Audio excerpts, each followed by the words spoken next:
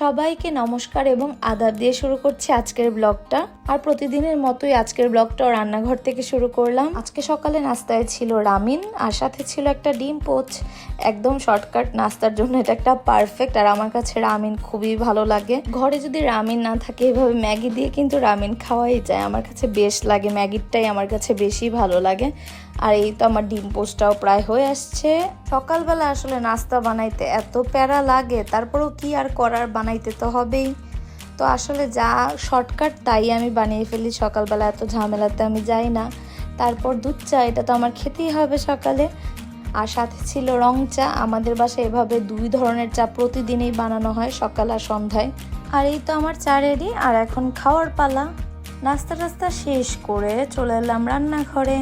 আজকে মাই রান্না করবে আর আমি ভিডিও করব। আর আমি এত বেশি ক্লিপ নিতে পারিনি। আজকে ছিল রুই মাছ, সেটা হচ্ছে অনেক ধরনের সবজি দিয়েছিল, আর সাথে ছিল মাংস। আজকে রান্নার এত বেশি ভিডিও করতে পারিনি, যার কারণে একটু একটু করে তোমাদের সাথে শেয়ার করছি।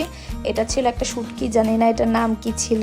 আর এখানে আমি মরিচ, পেঁয়াজ, ধনেপাতা, সাথে ছিল টমেটো, সাথে সরিষার তেল দিয়ে মেখে নিচ্ছিলাম বালাচাও। সেটা কিন্তু গরম ভাত দিয়ে অনেক বেশি মজা লাগে খেতে। তোমাদের কার বালাচাও পছন্দ সেটা অবশ্যই কমেন্ট করবে, আমার তো খুব বেশি ভালো লাগে। এই তো, আর আজকে রান্নায় ডালও ছিল, সেটার আর ক্লিপ নেওয়া হয়নি।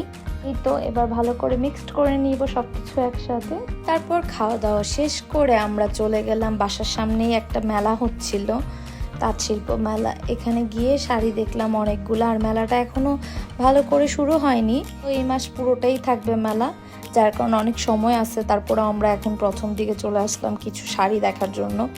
আর এখানে কয়েকটা শাড়ি নেওয়া হয়েছিল, 4-5টার মতো।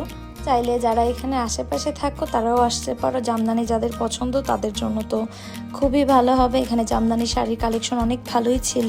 তো আমি আজকের মতো ভিডিওটা এখানেই শেষ করছি। টাটা সবাইকে।